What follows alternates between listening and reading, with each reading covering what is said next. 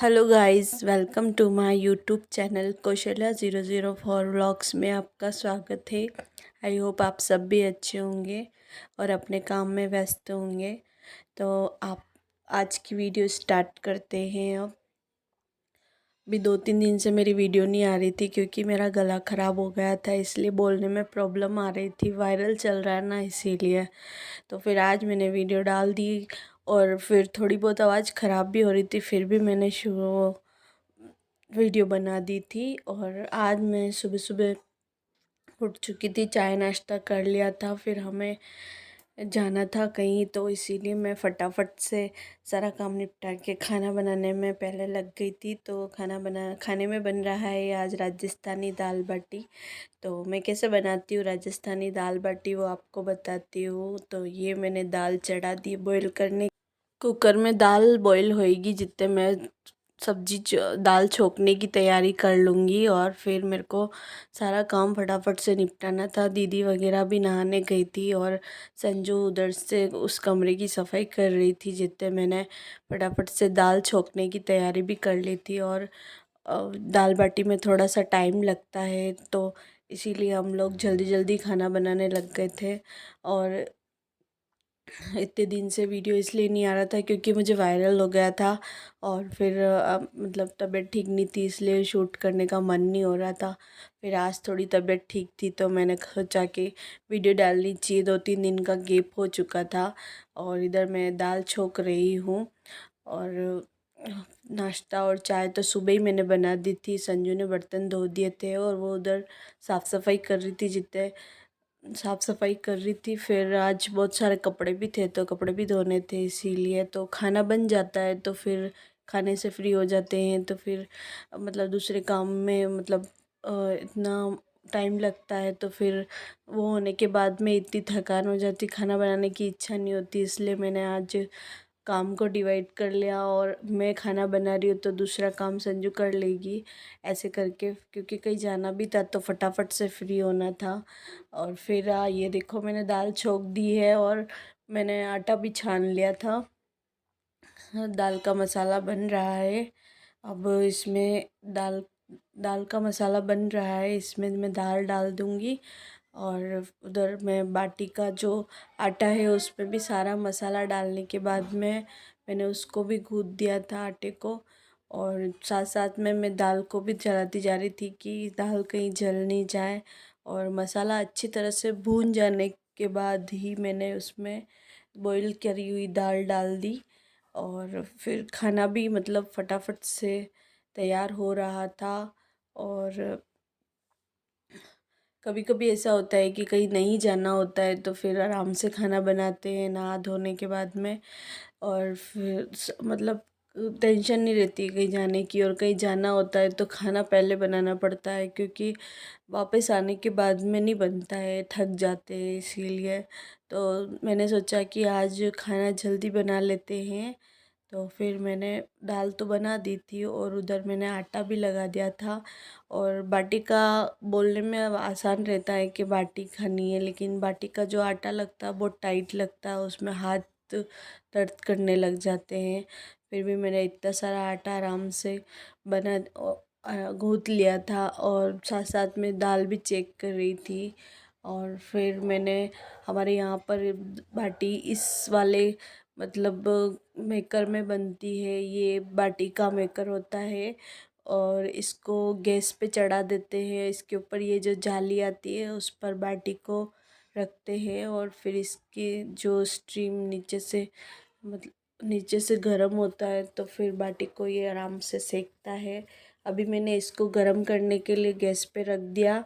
और फिर मैं बाटी को जितनी बाटी मतलब उस आटे की बनती है उतनी मैंने बना बना के रख दी। और मैंने एक एक करके सारी कुकर पर बाटी इस तरह से देख लीजिए आटे की लोई रख दी है। अब इसमें मसाला वगैरह जो भी डालना रहता है, मोइन वगैरह सब कुछ डाल के मैंने आटे को अच्छे से लगा दिया था। और ये घोल घोल लोई को मैंने इस कुकर के ऊपर रख दिया है। और फिर अब थोड़ा आटा और बच गया था तो वो भी मैंने सारी बना के रख दी थी।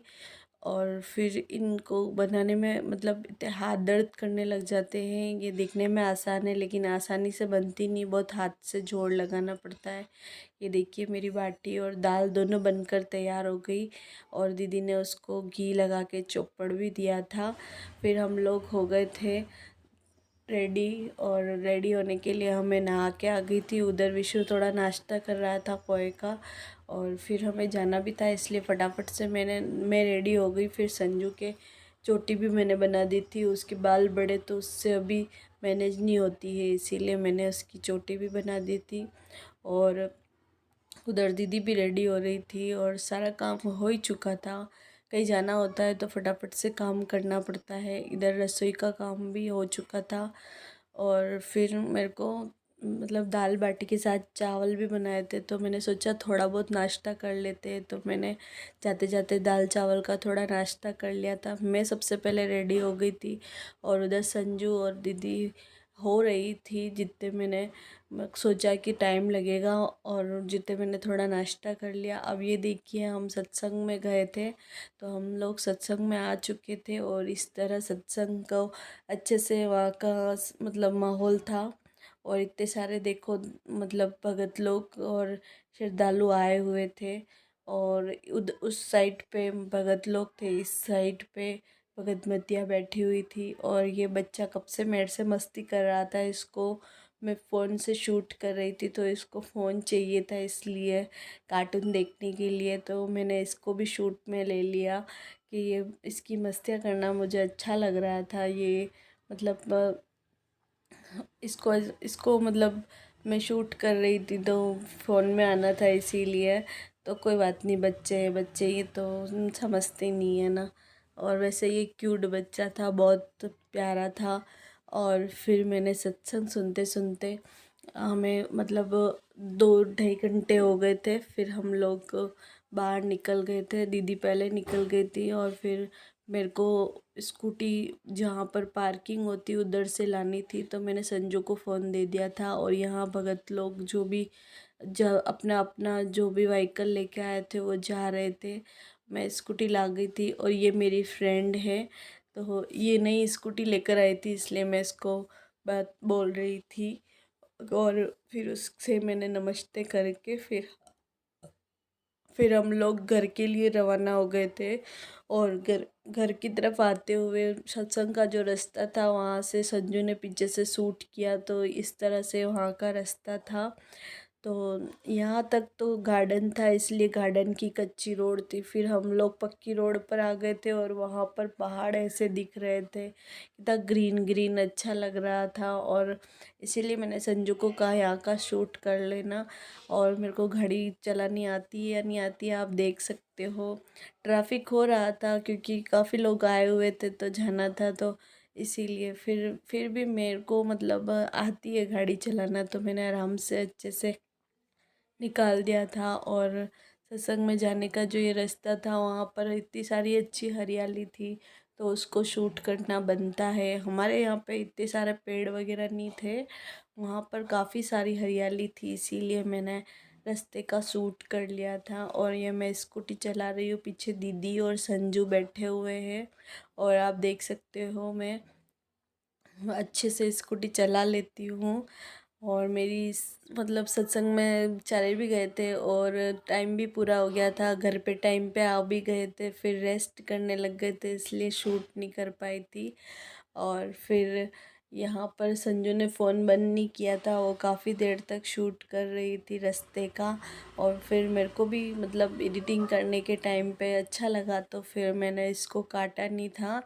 और फिर इस तरह से आज का व्लॉग आई होप आपको अच्छा लगा होगा। और अच्छा लगा हो तो प्लीज़ सब्सक्राइब करें और चैनल को वॉच करने के लिए थैंक यू।